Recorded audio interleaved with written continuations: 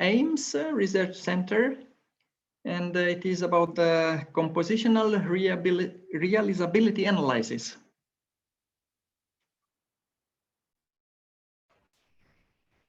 Yes, hello. Can you hear me? Yes, fine, thank you. Okay, so hello everyone. My name is Anastasia Mavridou. Thank you for the introduction. I'm a researcher at NASA AIMS Research Center, employed by KBR. And the paper I'm going to present is a joint work with Andreas, Dimitra, Giannakopoulou, David Kooi, Tom Pressburger, and Mike Whalen. So as you can see from the title of this paper, we present an approach for compositional realizability checking. So before getting into the details of our approach, let's take one step back and give some background information. So first, what is realizability checking? It is a formal procedure that determines whether a system implementation exists that always complies to a set of requirements, regardless of the environment stimuli. And this is particularly interesting since requirement specifications often contain significant numbers of errors and omissions. So realizability checking for propositional specifications has been well studied for many years, both for component synthesis and checking correctness of temporal logic requirements. Just to give here a few examples of such works. And more recently, an approach for checking realizability of assumed characteristic contracts involving infinite theories was proposed, and our work builds upon this approach for checking realizability involving theories. So realizability checking can be quite challenging. For example, when it comes to checking large industrial systems, scalability issues may arise, which make the analysis often impractical. And the use of infinite data types may render the entire problem undecidable.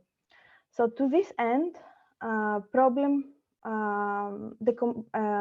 decomposition of realizability checking is an attractive means because we divide the original challenge into sub-problems of smaller size, which might be easier to handle. So our contributions for this work are the following. A novel compositional theoretical framework to check realizability of a global contract through smaller, more tractable parts that we call partial contracts. An algorithm that identifies for a global system contract equivalent partial contracts that can be checked for realizability instead of the global one. We have implemented our framework within the formal requirements elicitation tool, which is open source, and we have evaluated it on several industrial level projects. So during this presentation, I will use a liquid mixing system as a running example. The behavior of this system must satisfy 12 requirements, and here we can see an example requirement as it was given to us in natural language, which we then transform into Fretish, which is the input language of the Fred tool. This is a restricted, structured natural language, and going from the here to here can be relatively straightforward. For instance, for this example, we can just have to define a set of variables.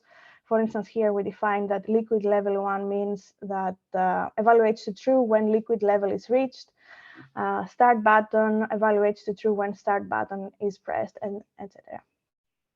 So we rely on the notion of assumed guarantee contracts, and we use two types of variables, state and input variables. And input variables in our example, so we have here valve 0, start button, that's an input variable. And state variables represent both internal and output variables of the system. For example, in this case, valve 0 is a state variable. So a contract consists of an assumption predicate and a guarantee made up of two predicates capturing the initial state and the transitional guarantees. So in this example, the liquid mixer does not have any assumptions or initial guarantees, and all 12 requirements of our example belong to the transitional guarantees, which are true if and only if all requirements are satisfied. So an assumed guarantee contract is realizable if there exists a system implementation that satisfies the contract guarantees for all assumption complying stimuli provided by the environment. Please note that any behavior following an environment input that violates the contract's assumptions is unrestricted by the contract. And in order to check realizability, we use two algorithms, JSIN and JSIN-VG, that have been implemented within the JKind tool. These algorithms are automated, and furthermore, they are agnostic with respect to the theories that may be exercised within the specification, allowing for a wide range of supported expressions. However, since the input specification cannot meet infinite theories, realizability checking becomes undecidable. So here comes our compositional realizability checking approach. It is based on the notion of partial contracts, meaning that these contracts observe only part of the state of a target system. So I will use this example in the slide to provide intuition for the approach. So here we have component C that is made up of subcomponents C1 and subcomponent C2, each with their individual contracts A1, G1, and A2, G2. So in the context of component C, contracts A1, G1, and A2, G2 are partial contracts, and they observe a subset of C's state variables, namely O1 and O2. So as our goal is contract decomposition for realizability, we're particularly interested to discover conditions under which the partial contracts can be equivalently represented by the global contract. And we have identified two challenges in addressing this goal: guarantee and assumption interference.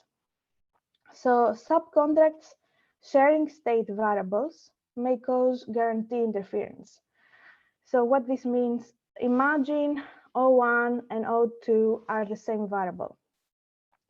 Then finding an implementation for each of the subcontracts does not mean that there exists one for the global contract, for C, since these implementations may be based on conflicting valuations for the common in output.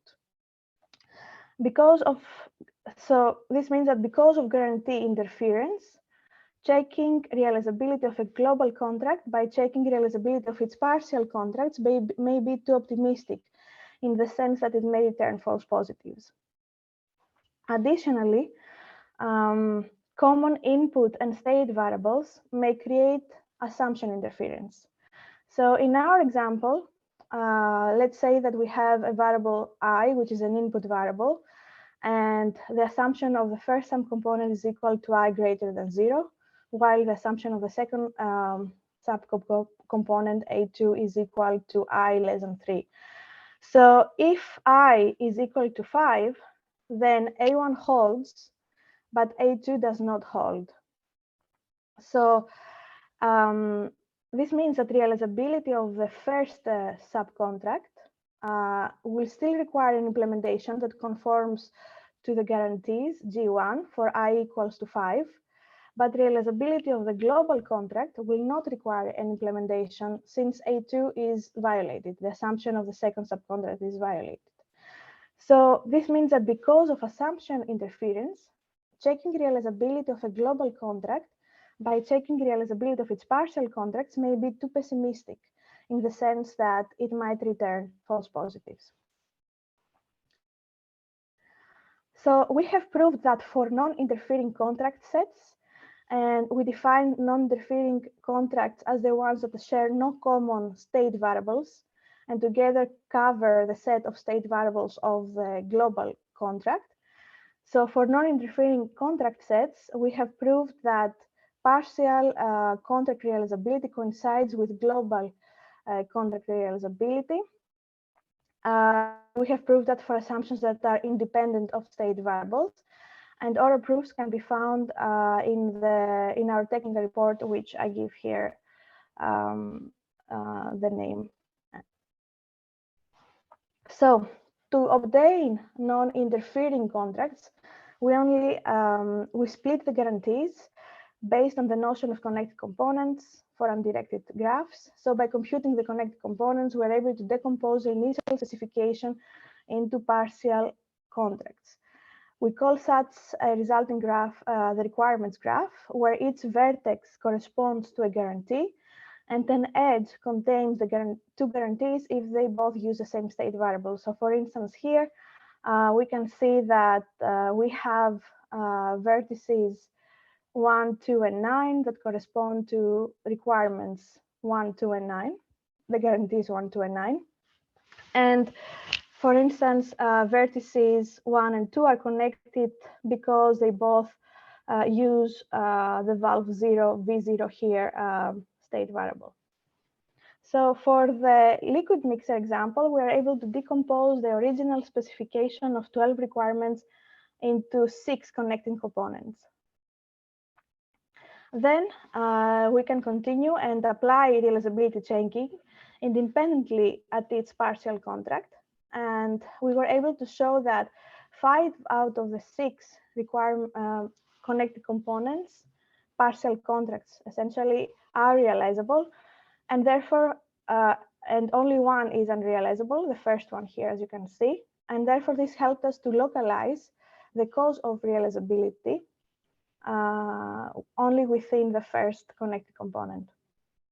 So after looking carefully at the generated counterexample from the algorithms, we were able to find the two conflicting requirements that were part of the first connected components.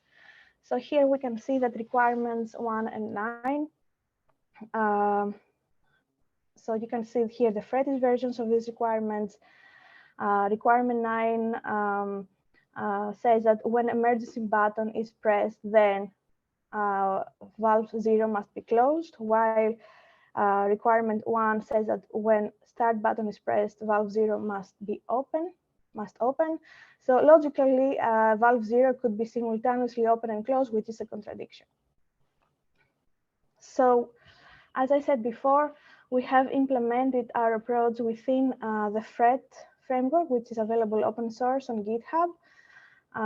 Here are the members and the alumni of the FRET team.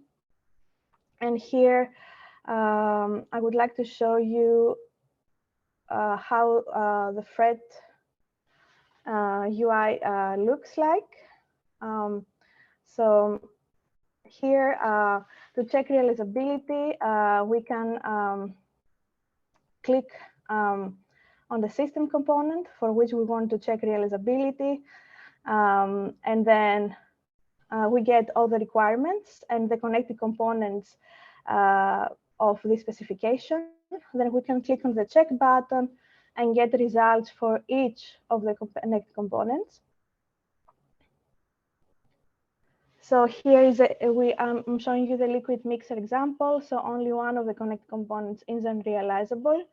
And for this one, we can click on the diagnose button in order to get more information about the conflicts and the counterexamples. So here we can see that there is a single conflict between requirements 9 and 1. And on the right side, we can see the table with a counterexample. This is something that we have implemented recently that is part of the FRET UI for realizability checking.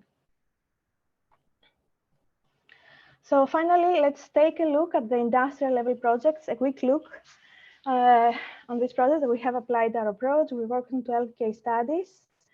And here are some analysis outcomes and lessons learned. We were able to decompose 3 out of 12 case studies. And there were several challenges. So we saw that nested quantifiers can be particularly challenging for state-of-the-art solvers. Furthermore, infinite state problems are undecidable in general, and many of the specifications that analyzed contain nonlinear expressions that are not entirely supported by SMT solvers. So decomposition helped with several of these challenges since it effectively reduces problem complexity, leading to significant performance benefits. And let's take a look at the specific examples. So here, this is a case study from Lockheed Martin. And this is an autopilot component that had 13 requirements. We were able to decompose these into 3 connected components, and despite not getting a conclusive answer for either the monolithic or the compositional analysis. However, through the compositional analysis, we were able to identify it helps identify and successfully check linear fragments of the specification. So we were able to actually check realizability for 2 out of the 3 connect components in and which actually had the linear fragments of the specification. So another example. So again, here the decomposition returned 3 connect components. 1 was realizable, while the other 2 were unrealizable. And this helped us localize the causes of unrealizability within the corresponding connect component that was proven to be unrealizable, as we can also see here. So another example, so here we had a significant performance improvement when we went from monolithic analysis to compositional analysis. So we were able to get results within 4.12 seconds for the composition analysis. The monolithic one needed more than 53 seconds. And more importantly, the second algorithm timed out during the monolithic analysis. We had set the timeout to be 12 hours without getting any results. But with compositional, we were able to get results for 6 out of the 7 connected components in less than 6.38 seconds. So thank you very much. I have presented our approach for compositional realizability checking. So our implementation is available online as part of the FRET open source framework, and you can find it on GitHub if you would like to try it. We have obtained encouraging results because the compositional analysis reduces problem complexity, and we have seen significant improvement of analysis performance. Thank you very much. Thank you, Anastasia, for the nice presentation.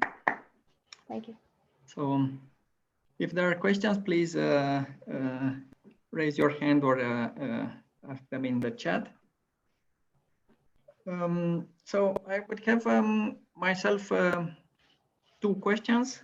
So one simple and one complicated. The simple one is, so you presented an approach for checking the realizability. But let's suppose that the check is fine, so it answers okay. Can with your approach give some hints on synthesizing a solution for the implementation of the system? Right. So we don't work on synthesis. So we check for realizability within FRET. However, so if we know that the system is realizable, it means that we can actually synthesize an implementation for the system, but we don't do that within FRET. And there are several tools that actually work on synthesis. And in the future, we would like to integrate or work with this. But at this point, we check realizability. Okay, thank you. And my second question is more nasty. So so far, the approach is based on decomposing in SCCs, the relationships between the constraints. So could you go further in the decomposition, like taking one SCC and cutting it in half, or does it make the problem completely untractable with your approach? Very good question. Yeah, so what we actually do is that once we have the connecting components, so this is it was not presented in the paper, but we have worked in it as an extension, is we try to identify minimal conflicts within the connecting components. And this is what we return to the user. And so this is coming soon. Okay, thank you. Other questions from the audience, please? Yeah.